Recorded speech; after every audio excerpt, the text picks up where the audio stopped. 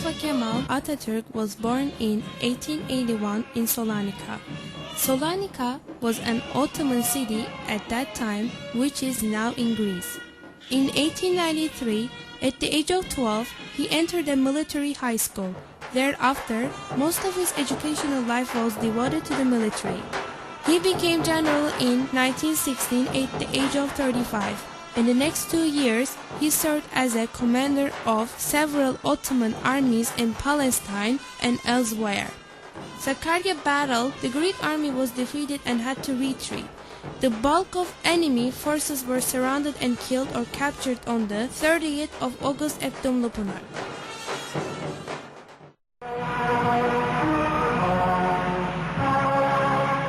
On May 19, 1919, Ataturk landed in the Black Sea port of Samsun to start the War of Independence.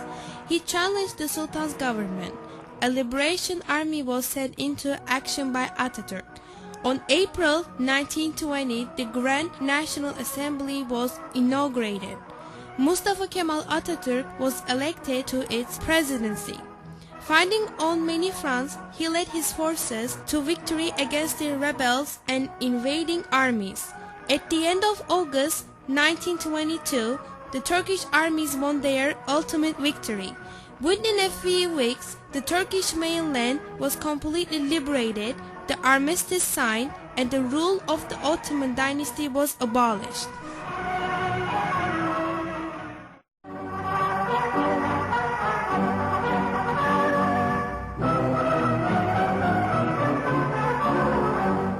In July 1923, the national government signed the Lausanne Treaty with Great Britain, France, Greece, Italy, and others.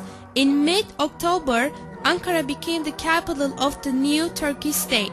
On October 29, the Republic was proclaimed and Ataturk was unanimously elected the President of the Republic. The new Turkey's ideology was and remains Kemalism, later known as Ataturkism. It is the Republican form of the government representing the power of the electorate, secular administration, nationalism, mixed economy, and modernization. The process of parliamentary and participatory democracy was introduced to Turkey by Ataturkism. Turkey is the first Muslim nation to become republic. Since early 1920s, Turkey has served a model for Muslim and non-Muslim nations in the emerging world.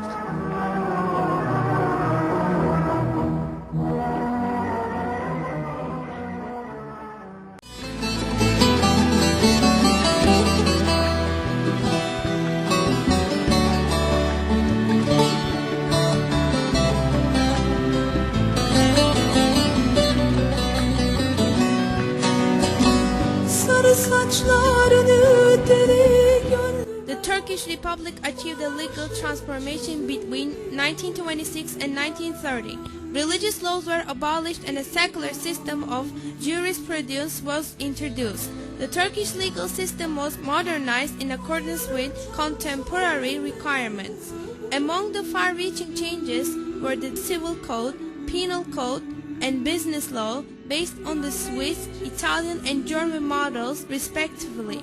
The new legal system made all citizens, men and women, rich and poor, equal before the law. It gave Turkey a firm foundation for a society of justice and equal rights.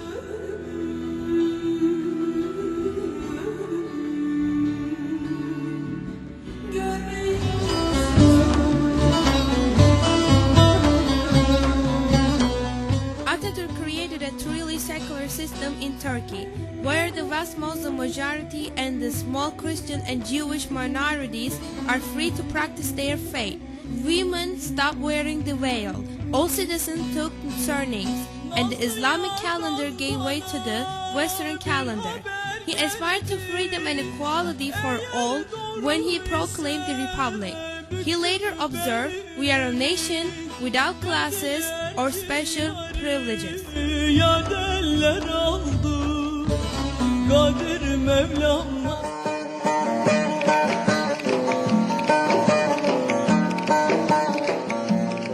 Turkey undertook a agricultural expansions. Agricultural production rose to a high level. Agriculture served as one of the bases of the economic structure. Industrial growth started to rise.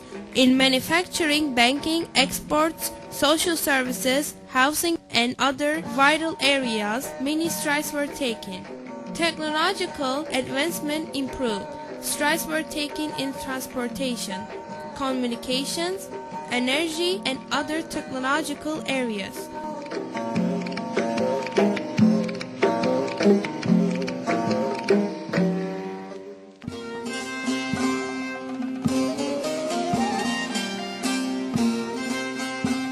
The Arabic script, which had been used by the Turks for 1,000 years, had been changed. The new Turkish alphabet fully and functionally adopted with its 29 letters, which had 8 vowels and 21 consonants. The language reform enabled children and adults to read and write within a few months and to study Western languages with a greater effectiveness.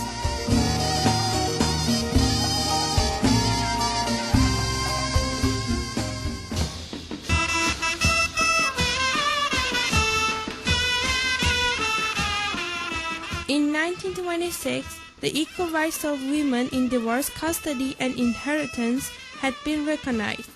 The entire educational system became co-educational. He gave women the same opportunities as men, including full political rights. In mid-1930s, 18 women were elected to the national parliament. Later, Turkey had the world's first woman Supreme Court justice.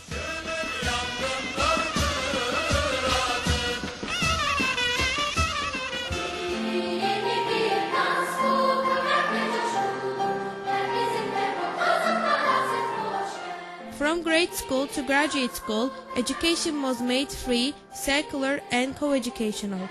Primary education was made mandatory. The armed forces implemented an extensive program of literacy. Literacy, which had been less than 9% in 1923, rose to more than 33% by 1938. In 1922, even before proclaiming the Republic, Ataturk emphasized putting our women's secondary and higher education on an equal footing with men.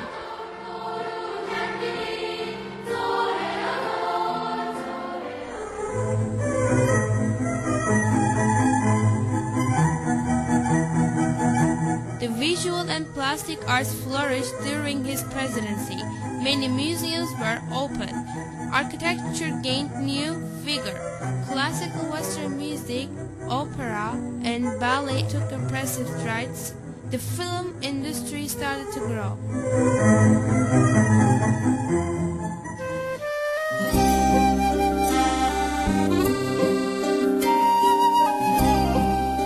In 1923, the League of Nations invited Turkey to become a member. Many of Ataturk's ideas and ideals echoed the principles set forth in the League of Nations and the United Nations. In recognition of Ataturk's untiring efforts to build peace, the League of Nations paid tribute to him at his death in November 10, 1938, as a genius international peacemaker. His creation of modern Turkey and his contribution to the world have made Ataturk a historic figure of enduring influence. Peace at home, peace in the world. He stated immediately after Turkey obtained independence that peace is the most effective way for nations to attain prosperity and happiness.